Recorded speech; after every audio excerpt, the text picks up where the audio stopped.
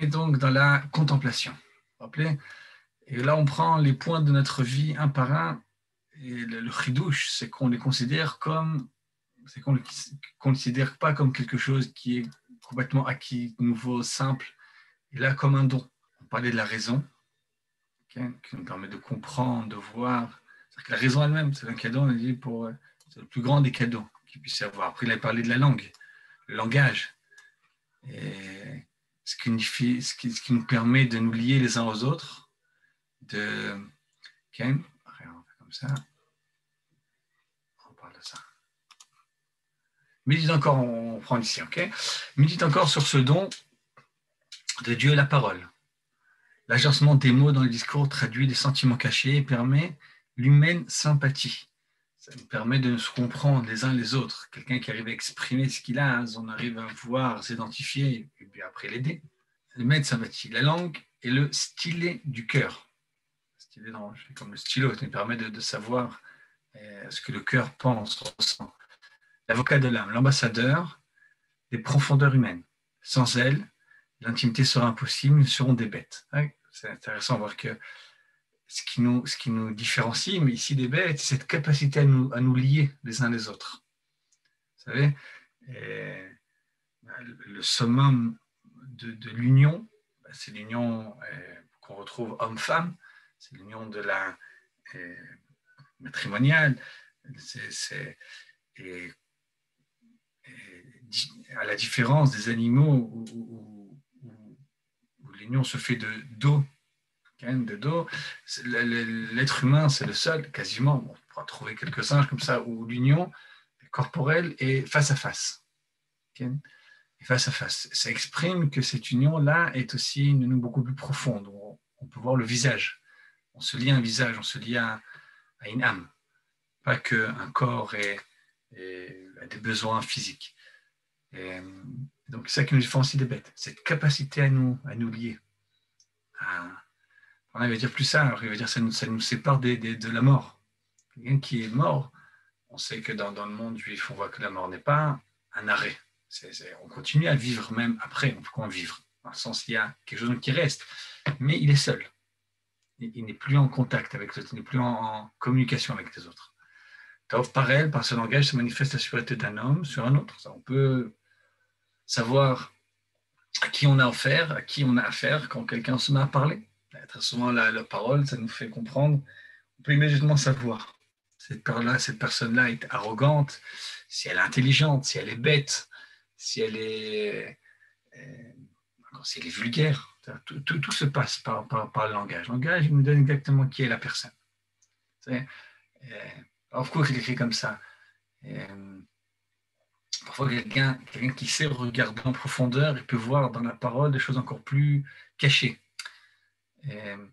On parle de graphologie. Lui dit comme ça. L'idée, c'est au départ, il dit que chaque fois qu'on fait une faute, on a comme une peur qui s'imprime en nous.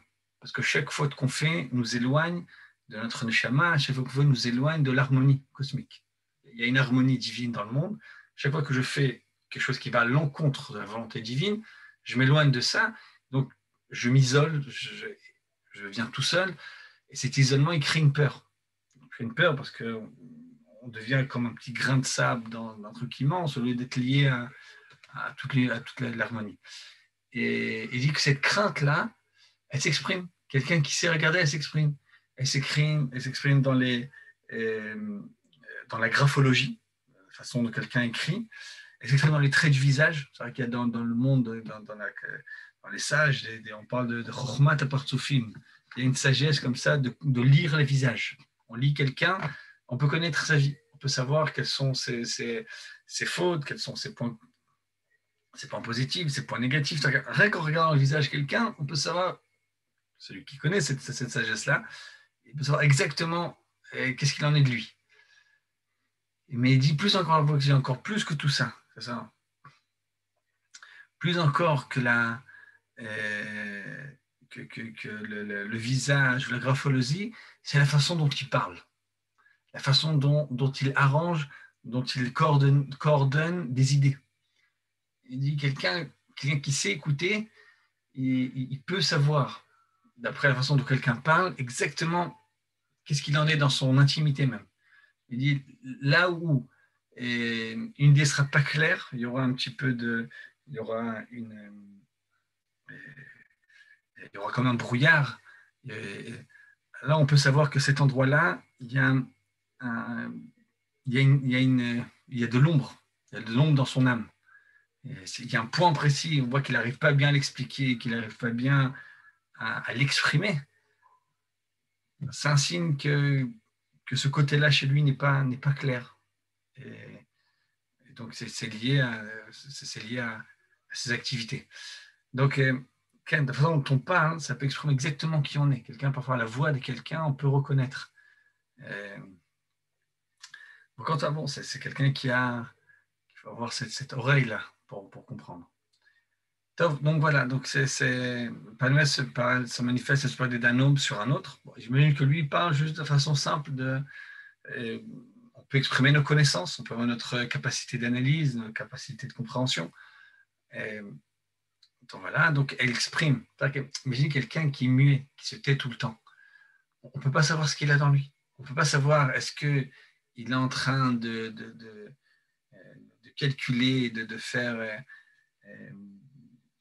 de comprendre, d'explorer des mondes extrêmement supérieurs, ou bien il est simplement en train de penser à son repas du soir, ou bien il est tout simplement en train de penser à rien. Que quelqu'un qui s'était, on n'a aucune façon de savoir qui il est. Donc, dit que le chesed qu'il y a dans cette parole-là qui nous permet de comprendre, de connecter les uns les autres. Donc, elle exprime une convention sociale entre les hommes et les conventions qui nous unissent à Dieu. Et c'est ça, c'est l'équipe. C'est par elle qu'on revient de ses erreurs et que l'on recherche le pardon de ses fautes.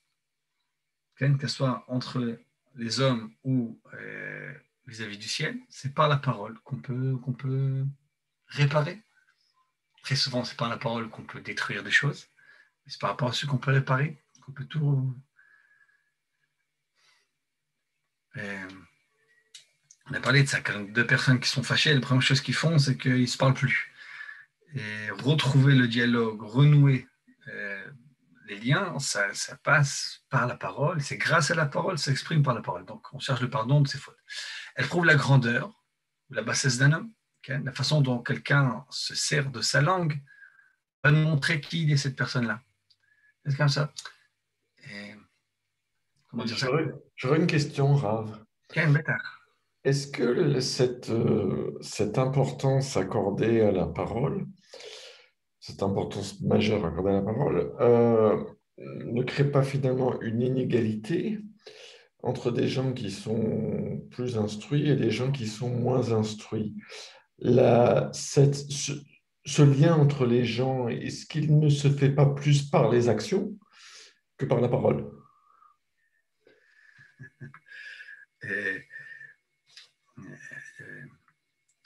Tu as raison, dans le sens où quelqu'un qui fait que parler et qu'après dans les actions, on ne le voit pas. Scan, moi ça fait... Comment dire? D'abord, même les gens qui ne sont pas forcément extrêmement cultivés, c'est clair que c'est par la parole qu'ils s'unissent aussi. Un couple, il faut qu'il parle. Soit qu'il parle de philosophie, de phénoménologie, ou bien qu'ils parlent de ce qu'ils ressentent, qu'ils ont besoin. C'est là, ils ont besoin de parler pour se lier. C'est sûr que une parole, si elle est sincère, elle va s'exprimer aussi par des actions. Si une parole n'est pas exprimée par des actions après, la parole, elle devient un mensonge, elle devient juste une trahison, elle devient juste une façon de manipuler l'autre. Un de mes professeurs à l'université avait une citation que j'aime beaucoup encore et que j'applique, qui disait « Ne parle que quand tes mots améliorent le silence. » Ça m'est resté. C'est le silence.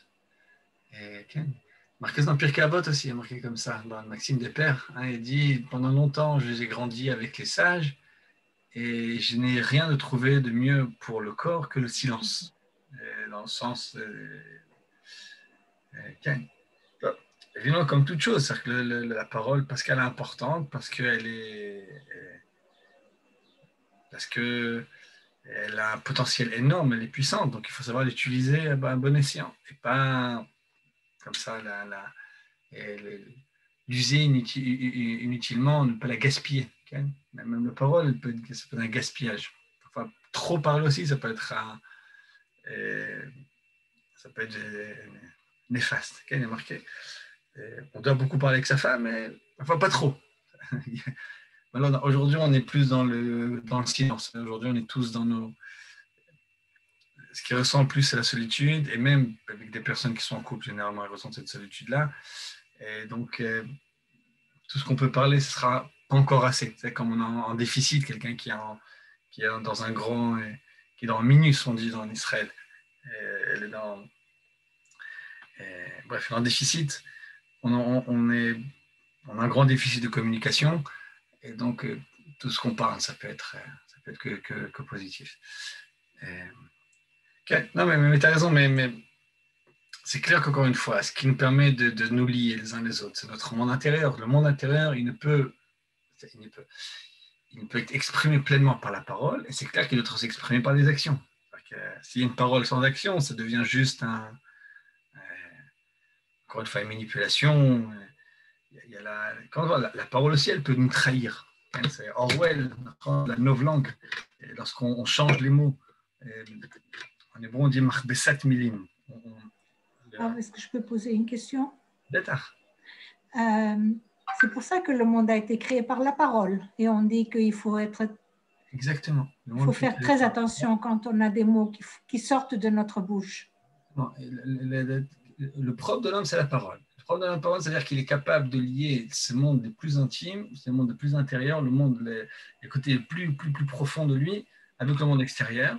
L'homme est appelé en hébreu Vaï Adam, les Nefesh Chaya. L'homme est devenu une âme vivante, et dans les traductions araméennes, on dit l'âme vivante, c'est une âme parlante. Donc la parole, c'est la diffusion de l'homme. C'est-à-dire qu'il y a un interdit qui est extrêmement grave, ce qu'on appelle la médisance. C'est d'utiliser la parole pour détruire. Utiliser la parole pour casser quelqu'un, pour salir quelqu'un, C'est pour faire là le mal. on a le Lashon Hara. Lashon Hara, exactement. Oui. C'est la paracha de la semaine, on voit avec la paracha qu'on voit maintenant dans Baalotra, que Myriam, la sœur de Moshe, alors qu'elle aimait son frère, qu'elle admirait son frère, elle a juste dit un mot qui n'était pas à sa place, et immédiatement, elle a été frappée de lèpre. Elle a été punie.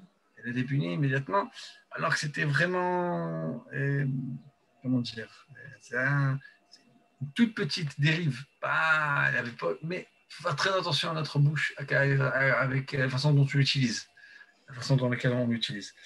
Okay. C'est pour ça la grande importance de la Lashon Hara.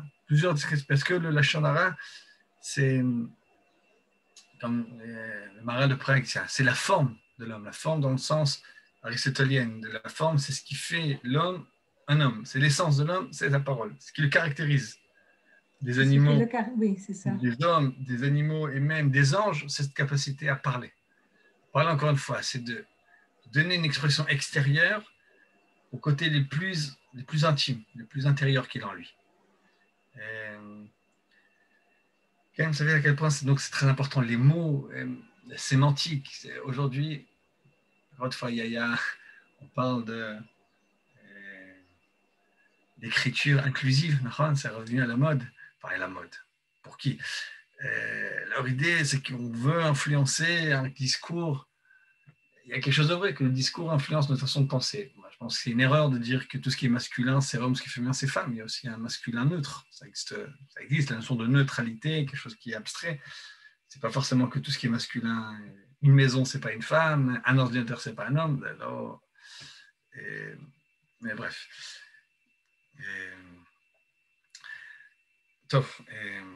Donc on est voilà, sur la parole.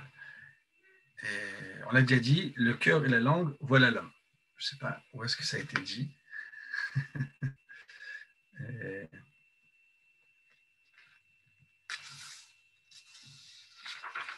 Top.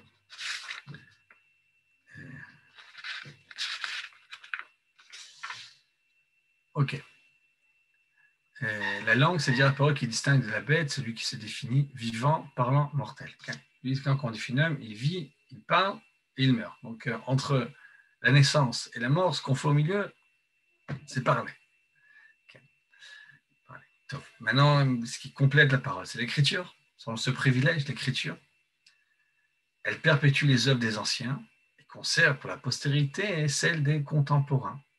Grâce à l'écriture, on peut savoir ce qui a été acquis par les anciens, la sagesse des anciens. On sait que l'histoire, elle commence à partir du moment où l'écriture a été inventée. C'est quoi entre la préhistoire et l'histoire? La préhistoire, c'est dès qu'on a des textes écrits. Donc on peut pas savoir ce qui s'est passé exactement, mais en tout cas, on a des traces beaucoup plus claires, beaucoup plus parlantes de ce qui s'est passé. Alors que la préhistoire, on a un maximum des dessins, les grottes de Lascaux. Et donc, ce sera toujours comment dire, bon, même l'histoire après, c'est des hasharot, des spéculations. Des spéculations plus ou moins exactes. Je ne dis pas que c'est que on ne peut jamais savoir exactement ce qui s'est passé. On peut juste avoir comme ça des approximations, voilà. Donc l'écriture permet de conserver les œuvres des anciens. Alors, quand on étudie la Mishnah, la Gemara, des textes qui ont été écrits il y a 2000 ans, 2500 ans, ce qui est extraordinaire, c'est que c'est encore pour nous d'actualité, en tout cas pour certaines. Mais ça, on a l'impression, bon, ça c'est un autre problème qu'on a en Occident, avec le côté qu'on a vers l'avant sans arrêt, de mettre en valeur le progrès, de mettre comme bien absolu le progrès. On a très souvent comme un mépris pour les sciences anciennes. On a comme un dédain comme ça. On regarde ça de haut, tout ce qu'on a gagné dans le monde ancien. Alors que quelqu'un qui sait approfondir, là-bas, il y a des trésors. Ça ne veut pas dire que tout est à point, ça ne veut pas dire que tout est exactement tel qu'on le voit aujourd'hui, mais il y a des trésors, et des choses qui sont surprenantes. Et que ce soit même dans le monde médical. Dans le monde médical, on a l'impression, maintenant on a des moyens, on a une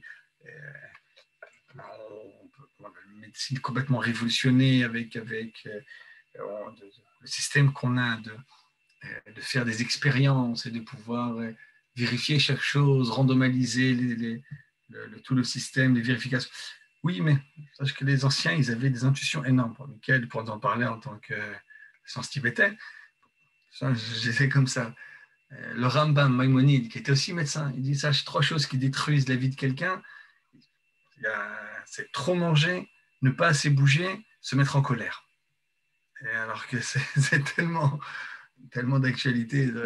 C'est très juste ce que vous dites, mais c'est pas que sur les sciences anciennes en Occident, c'est que la culture historique est très très faible en fait. Je suis passionné par l'histoire parce que depuis que j'ai appris au collège qu'en fait il y avait les chercheurs avaient estimé que 80 à 100 milliards d'humains avaient vécu sur Terre depuis les origines. Ouais. Je me suis toujours dit, tiens, il y en a sûrement un qui a eu le même problème que moi avant. Comme ça que j'ai commencé à me passionner pour l'histoire. Et c'est vrai que la culture historique est très faible et des fois, on réinvente la roue, en fait. Donc, c'est usant. Donc l'écriture, l'un des anciens se conserve, postérité, c'est le contemporain. Elle transmet aux absents le message des êtres chers.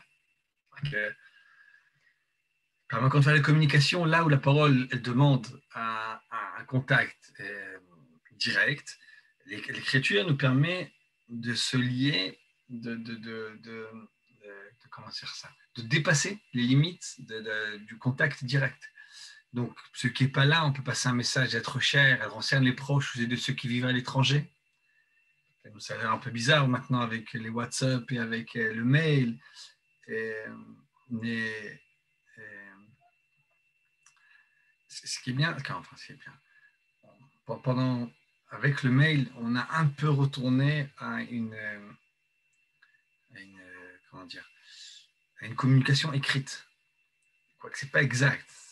C'est-à-dire qu'on perd tellement à plus écrire les uns les autres. Malheureusement, aujourd'hui, à la poste, quand on reçoit une lettre, il y a ces deux choses. Ou bien c'est des achats qu'on a fait sur Internet qui viennent de Chine, ou bien c'est encore comment dire, des factures qui ne sont pas encore assez modernes qui envoient par la poste, et bientôt, même ça ne passera que par des mails. On n'a plus ces lettres là qu'on s'envoie les uns les autres avec tout simplement des pensées, avec des réflexions qu'on a. Top. Bref. Donc, elle transmet aux absents le message être cher, elle renseigne les proches aussi de ceux qui vivent à l'étranger.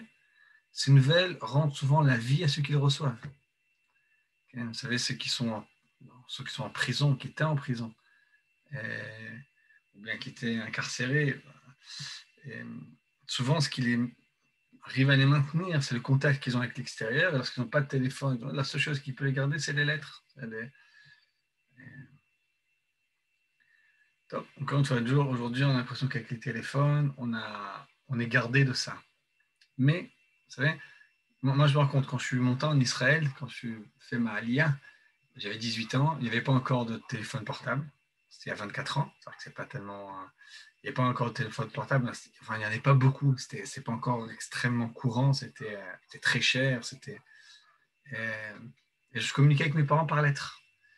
Et je vois que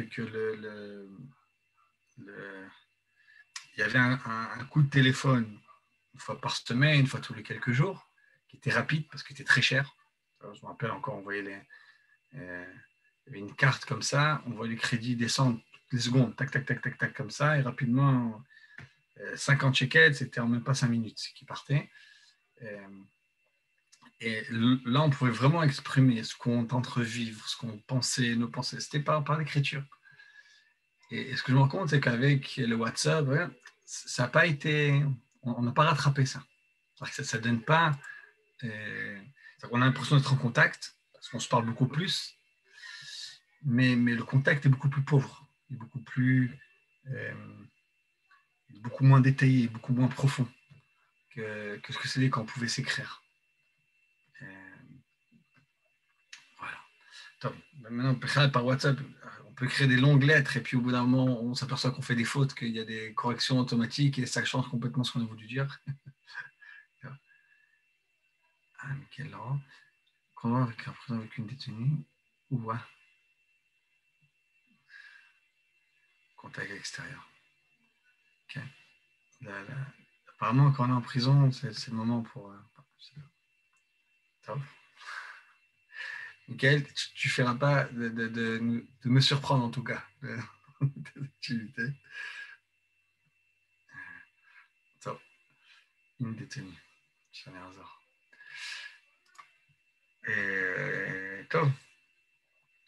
Donc, ce qui est plus proche de la parole, c'est l'écriture. Mais parfois, pour voir l'écriture, ça peut être plus...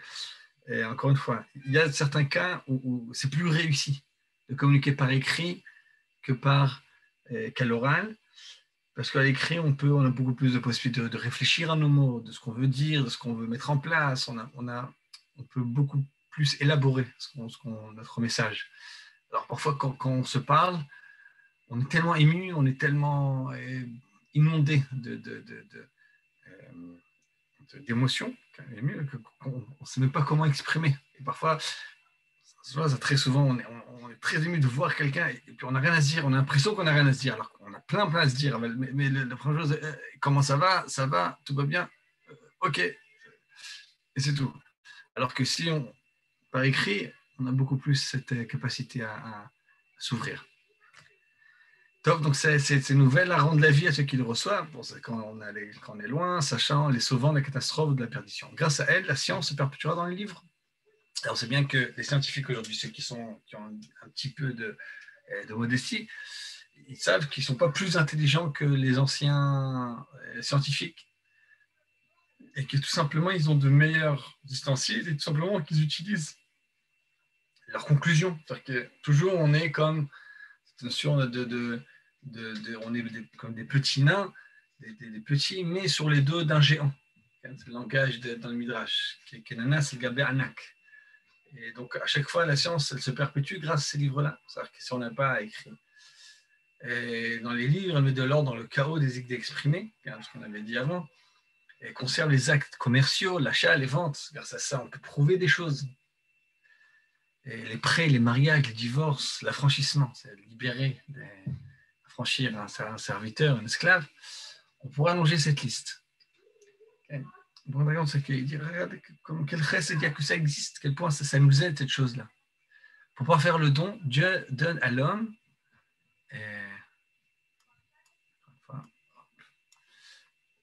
la main et le doigt qui permettent de dessiner, d'écrire, de broder, d'allumer du feu, de se livrer. Seul parmi les animaux a des travaux délicats.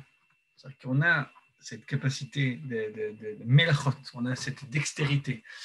De l'artisan, en tout cas pour celui qui c'est toujours c'est impressionnant de voir ce qu'on est capable de faire avec nos dix doigts, enfin nous, celui qui est capable de le faire, celui qui s'entraînait à ça, celui qui a travaillé sur ça. On peut arriver à des choses qui sont vraiment surprenantes et extrêmement utiles. Voilà. Et je dis, ce n'est point l'organe, il n'est point d'organe, dont j'ai mentionné l'utilité, la forme, la complexité, on ne passe pas la marque de la providence divine. Il n'y a aucun organe qu'on voit dans l'homme qui n'a pas, tu vois, le chesed qu'il y a dedans, qui voit la bonté qu'il y a dedans. Chacun manifeste avec force et sans voile tout l'amour que Dieu nous porte. Dans son ouvrage de l'utilité des organes, Galien l'a parfaitement expliqué. Je ne sais pas c'est qui ce Galien, mais...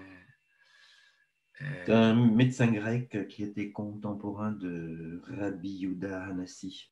Ah, ok. Ok, très bien, Razak.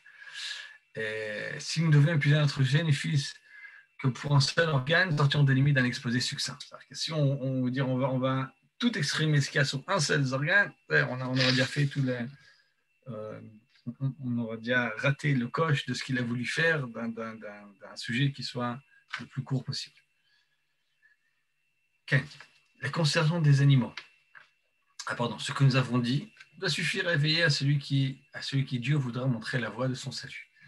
C'est-à-dire quelqu'un qui, d'après les bases qu'il a données, pour lui c'est des bases, alors regarde, il dit, réfléchis à tous les membres de ton corps et tu pourras voir chaque chose, à quel point c'est utile, à quel point ça t'aide, à quel point ça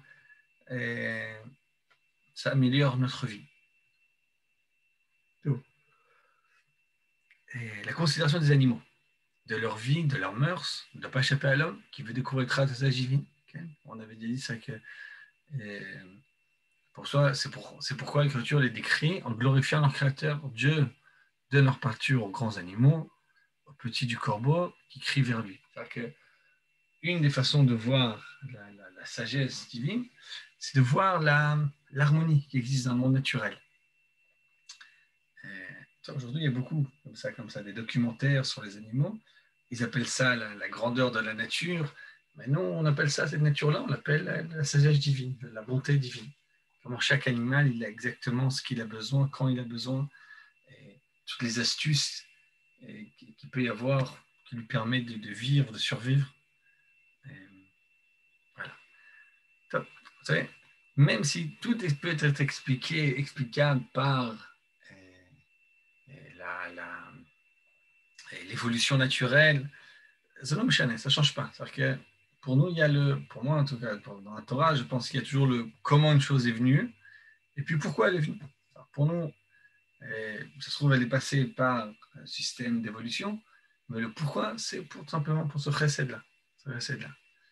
Et donc, donne la pâture aux grands animaux, c'est-à-dire que il fait en sorte que les grands animaux aient de quoi manger, et que même les enfants, les petits du corbeau, la grande dit quel est le problème avec les petits du corbeau, c'est qu'il y a une certaine race de corbeaux, je ne sais pas si on la connaît ou qui existe, dont les parents renient les enfants, parce qu'ils ne les reconnaissent pas, ils ne sont pas de la même couleur.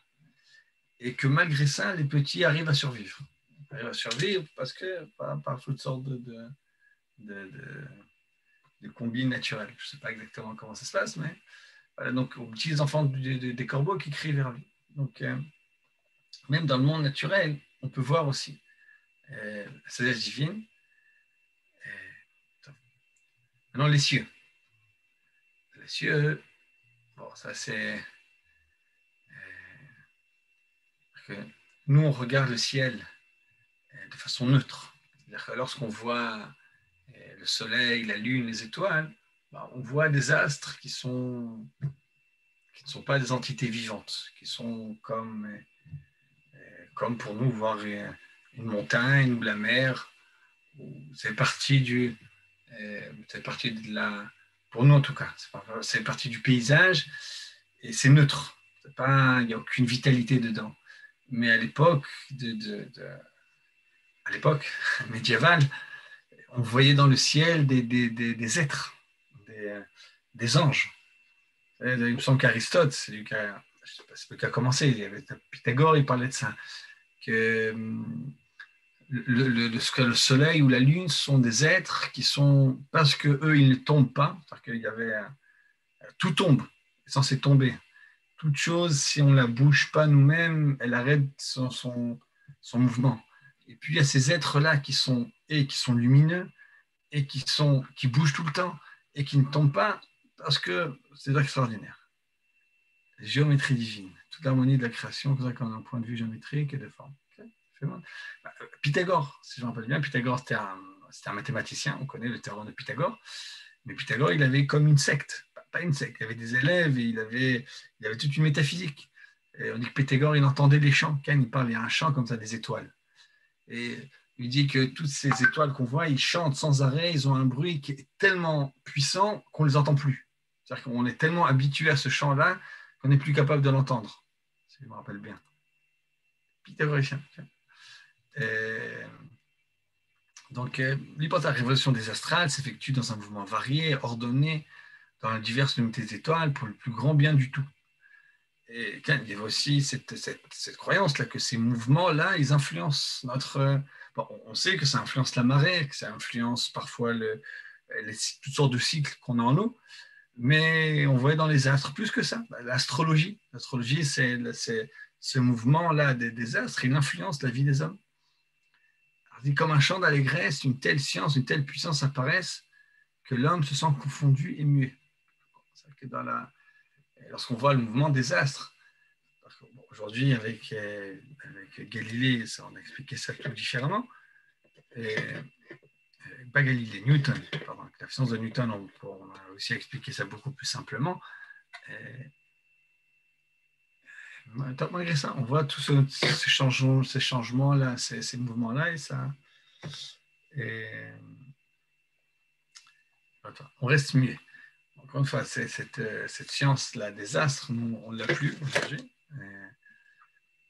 C'est vrai que dans la Torah, il y a de l'astrologie. C'est-à-dire que c'est une vraie science. Qu'Avraham Avinu, il était expert dans cette science-là, mais ce qu'on sait, c'est que cette science-là, c'est perdu. Ce qu'on dit, le Kuzari nous dit ça. Donc, il y a déjà 800 ans, cette science-là n'existe plus. C'est-à-dire que, et si quelqu'un va nous dire quelque chose selon les astres, il y a de fortes chances que c'est un charlatan, ou bien qu'il sache ou qu'il ne sache pas, mais c'est pas vérifié. C'est pas... Excusez-moi. Okay. Est-ce que je peux poser une question? Bâtard. Je peux poser une question? Bien sûr, bien sûr. Vous dites que Avraham Avinu alav shalom était expert en astrologie, mais sauf erreur de ma part, il y a des versets dans la Torah qui disent qu'on ne doit pas chercher à discerner l'avenir dans les trajectoires des hommes. Abraham était expert et d'abord, Abraham, il était avant le temps de la Torah.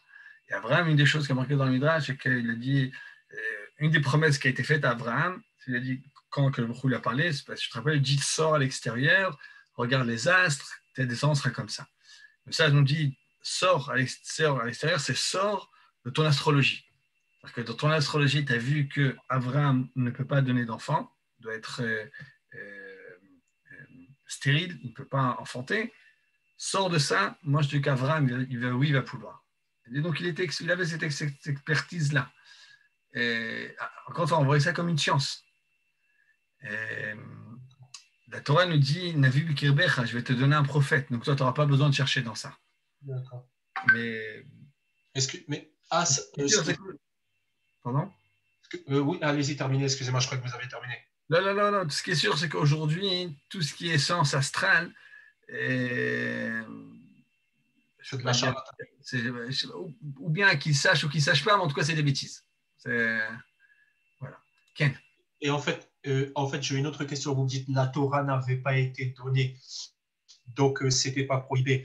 Mais sauf erreur de ma part, il y a un midrash qui dit que Abraham Avinu avait pratiqué toute la Torah bien avant son dos.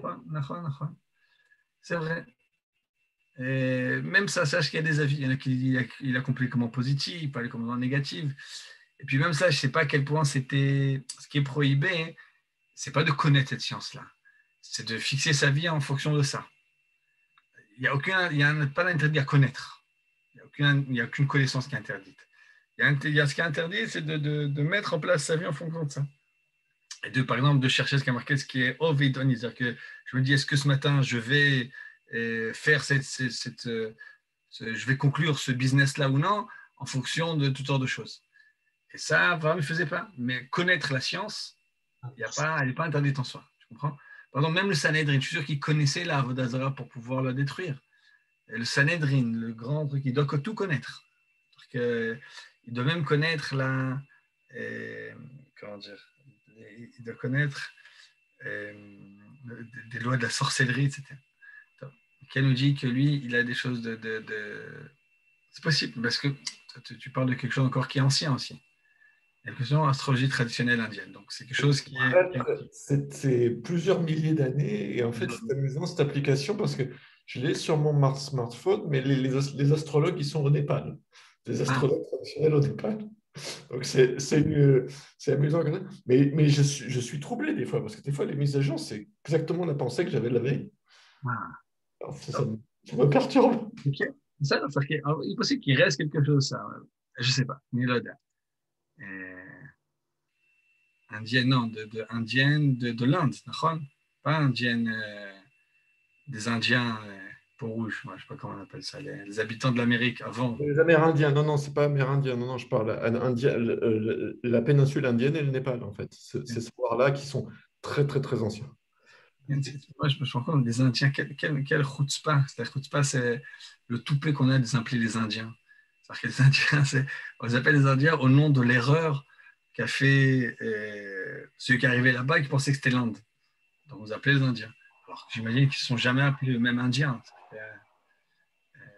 Les Indiens d'Amérique, je parle. Okay. Okay. Mais du coup, est-ce que par rapport à ce système qui était établi comme une science, l'astrologie, des trucs comme ça, ce qui était interdit, à mon avis, c'était juste de ne pas reconnaître que c'était Hachem qui était à l'origine de tout. Et qu'au final, on expliquait les choses qu'à travers un système de pensée en excluant le créateur. C'est peut-être pour ça qu'il y avait un interdit. Aussi. Moi, je te dirais autre chose encore. Il y a une histoire dans la Gemara. Je ne sais pas si on en a parlé de cette histoire-là, que Rabbi Akiva, le jour où il a marié sa fille, est venu un expert comme ça en astrologie lui dire, sache dans les âges, j'ai vu que ta fille, elle ne survivra pas. Rabbi Akiva dit, ok, on t'a entendu, profite de la fête. Et on dit que cette fille-là, le matin, quand elle s'est levée, elle a enlevé, on a parlé de ça, je pense qu'elle a enlevé la pince de ses cheveux et elle a mis ça quelque part. Bon, c'était dans un trou de la maison, c'était des pierres comme ça. Et le matin, on s'aperçoit qu'en mettant cette épingle à cheveux dans le trou, elle a tué un serpent qui était proche de la mordre. Donc, elle a été sauvée sans s'en rendre compte en sortant d'une mort certaine, d'une morsure de serpent. À l'époque, ça pouvait être... Aujourd'hui encore, c'est mortel. Et Rabbi Akiva, il a raconté à son père. Il a dit, ma fille, qu'est-ce que tu as fait? Il me dit, je ne sais pas. Et juste, tu as fait une bonne action particulière? Je ne sais pas, moi je sais que il y avait la fête, il y avait le balagan, et sauf ça, à la fin, une fois que j'ai servi tout le monde, je me suis enfin mis, et je voulais manger quelque chose, et puis j'ai aperçu qu'il y avait à côté quelqu'un qui était venu, qui était pauvre, qui était de côté, et personne ne s'occupait de lui, qui avait vraiment faim. Ce que je lui ai donné. Il me dit, c'est comme ça, parce qu'il y a marqué Tzedaka tatzil mivavet, que la Tzedaka, elle sauve de la mort. Ça, c'est l'histoire. Il dit, c'est ce qu'il y a marqué, En mazal Israël, le mazal, on peut toujours le changer, Israël peut le changer. Imagine, toute bonne action, elle peut changer le mazal. Ce mazal a donc cette influence astrologique. de là, on apprend plusieurs choses de cette histoire-là. D'abord, on apprend que apparemment que l'astrologue en question avait raison, qu'il avait vu ce qu'il avait vu, que sa fille devait mourir le soir de son mariage. Ben, il a bien vu, il y avait un serpent qui était venu, qui était censé la mordre. On apprend aussi que ce n'est jamais une fatalité. Il y a toujours une possibilité de sortir de ça. Mais moi, ce qui m'intéresse encore plus, c'est la réaction de Rabbi Akiva. C'est-à-dire qu'il n'a pas, une fois qu'on lui a dit quelque chose, alors que c'est Rabbi dit que c'est vrai, il n'a pas dit maintenant on arrête tout, on se met à jeûner, on se met à prier, on fait je ne sais pas quoi pour essayer de changer. Simplement, il s'en est pas, il n'a pas donné d'importance. À mon avis, c'est ça la plus importante. C'est-à-dire qu'on doit se comporter sans... Okay, ça va également. On doit se comporter avec de façon simple, sans en faire tout un tralala. C'est-à-dire que même s'il y a une chance, ce qui est interdit, c'est de lui donner de l'importance. Et pourquoi? Parce qu'on sait que notre comportement moral peut toujours faire changer des choses et que nous, on doit toujours se concentrer pour 20% de la vie humaine. 20% de la vie humaine. Ok, donc il y a 80% qu'on peut changer. Okay. Donc, la Torah elle dit que même ça, ne pas prendre en considération, ne pas s'en préoccuper. Ce qu'il faut faire, on fait ce qu'il y a à faire. On fait ce que notre conscience nous dit de faire, ce que notre intelligence, notre sagesse nous dit de faire, ce que la Torah nous dit de faire. Et on fait ce qu'on a à faire. Et on avance. Il s'agit de ne pas en faire un déterminisme, c'est ça? Exactement. On peut faire un déterminisme. On peut faire même tout un plat. Donc Rabbi Akiva, non seulement on peut faire un déterminisme, mais encore une fois, il n'a pas donné d'importance. Il n'en a pas fait ce qui va déterminer ses actions. Tu vois, il a dit, tu dis ce que tu as à dire, nous on fait continuer à faire. Et tiens, on voit dans l'histoire, il n'a même pas été voir sa fille pour lui dire, fais attention, regarde bien, fais plein de mitzvot.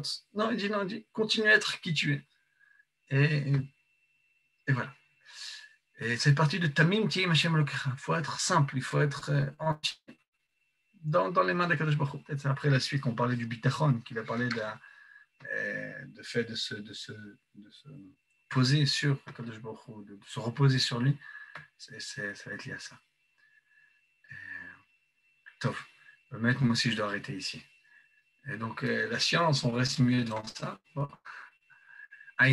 Ici, les cieux racontent la gloire de Dieu, les heures, ses mains, le firmament l'a dit, le jour en jette, un jour un discours jaillissant, la nuit, à la nuit, on divulgue la science. C'est mal, je sais pas, c'est très bien traduit, mais l'idée, c'est que les cieux racontent, c'est-à-dire que quand on voit comment c'est organisé, on fait waouh, tellement c'est beau, tellement c'est précieux. Nous, on comprend, on voit très bien l'influence, par exemple, du soleil pour nous, le jour, la nuit, à quel point ça dirige et la vie, toute la vie naturelle, la vie des animaux, la vie sauvage, même la vie humaine. Et ce système qui marche, c'est en soi un champ de gloire. Dans le Maharal, il dit ça. Lorsqu'on a quelqu'un qui a créé quelque chose, une machine, que cette machine, elle fonctionne comme il faut, alors ce fonctionnement, c'est un champ de gloire à celui qui l'a créé. Et donc, cette nature-là, avec tous ce cieux, le firmament, c'est en soi, par leur bon fonctionnement, c'est un chant de gloire au Créateur. David chante ainsi l'œuvre des doigts divins.